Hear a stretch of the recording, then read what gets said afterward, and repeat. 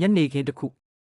မိုးတိတ်ပြီးနောက်မိုးတိတ်များကြားကနေရောင်လေးကလှပစွာထွက်ပေါ်နေတဲ့မာယာဇလန်းရဲ့နောက်ထပ်အခန်းသစ်ကိုပြန်လည်ဖွင့်လှစ်လိုက်ပြီးအပိုင်း၄မီးခွက်ဤပြိုင်ပွဲ Trailblazer Tournament Harry Potter ဟာတတိယနှစ်ကိုဖျက်ဆီးပြီးနောက် Hogwarts ကျောင်းကိုပြန်လည်ရောက်ရှိလာခဲ့တဲ့ဒီနှစ်မှာတော့ကျောင်းတစ်ခုလုံးအလွန်စိတ်လှုပ်ရှားနေကြတယ်။ဘာကြောင့်လဲဆိုတော့အချိန်ကြာမြင့်စွာမကျင်းပတော့တဲ့ပြိုင်ပွဲတစ်ခုပြန်လည်စတင်တော့မယ် Trailblazer Tournament ပြိုင်ပွဲ၏အဓိပ္ပာယ်ဒီပြိုင်ပွဲဟာမာယာကျောင်းကြီး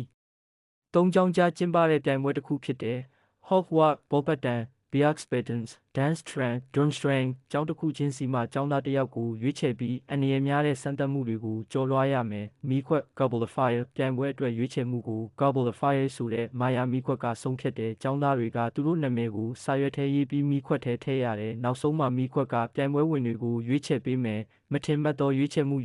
နေ့ရောက်လာတဲ့အခါ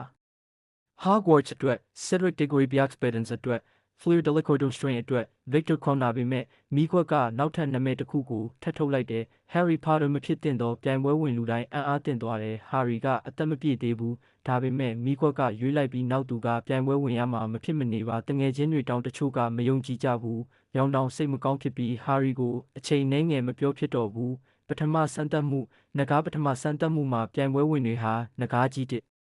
ကောင်းနဲ့ရင်ဆိုင်ရတယ်။ Harry အတွက်တော့အလွန်ကြောက်စရာကောင်းတဲ့အခန်းပါပဲ။ဒါပေမဲ့သူဟာသူ့ရဲ့ပြန်တရားစွမ်းရည်ကိုအသုံးပြုပြီးနဂါးကိုလှည့်ပတ်ရှောင်ရှားကအောင်မြင်စွာကျော်လွှားနိုင်ခဲ့တယ်။ဒုတိယစမ်းသပ်မှုရေအောက်လောကဒုတိယစမ်းသပ်မှုမှာသူတို့ဟာရေအောက်ထဲကိုဆင်းပြီးသူတို့အတွက်အရေးကြီးတဲ့အရာတစ်ခုကိုကယ်တင်ရတယ်။ Harry ကယွန်ကိုကယ်တင်ဖို့ရေအောက်သို့ဆင်းသွားတယ်။အန္တရာယ်တွေကြားထဲမှာပဲသူကမိတ်ဆွေကိုမလွတ်ဘူး။မိတ်ဆွေမှုပြန်လည်ချိတ်ဆက်ခြင်းဒီစမ်းသပ်မှုနောက်မှာရောင်နဲ့ Harry ပြန်လည်ခင်မင်လာကြ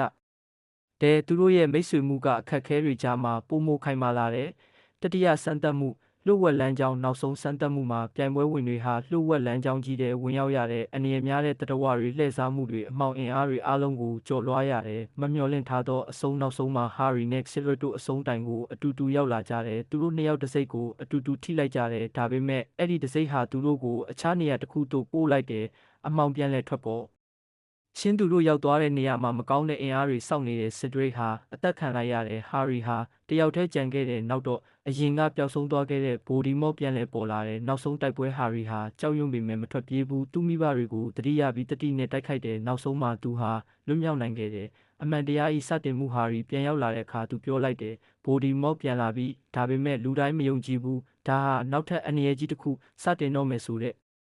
အချက်ပါပဲသင်ခန်းစာဒီအပိုင်းမှာ Harry သင်ယူခဲ့တာကမိတ်ဆွေမှုတတိနဲ့ယုံကြည်မှုဟာအမှောင်အင်အားထက်ပိုကြီးမားတယ်ဆက်လက်ဖြစ်ပေါ်နေသောအမှောင်မာယာလောကဟာအခုမှစတင်မငြိမ်းချမ်းတော့ဘူးအမှောင်အင်အားတွေတဖြည်းဖြည်းပြန်လည်ကြီးထွားလာတယ်ဒါပေမဲ့ Harry ဟာပြင်ဆင်နေပြီးနောက်ထပ်စစ်ပွဲကြီးတစ်ခုအတွက်ဒီလိုနဲ့ Harry Potter ရဲ့ဇာတ်လမ်းဟာပိုပြီးနှက်ဆိုင်လာပြီးပိုပြီးစိတ်လှုပ်ရှားဖို့ကောင်းလာတယ်နောက်ထပ်အခန်းတွေမှာတော့အမှောင်နဲ့အလင်းကြားစစ်ပွဲကစတင်တော့မယ်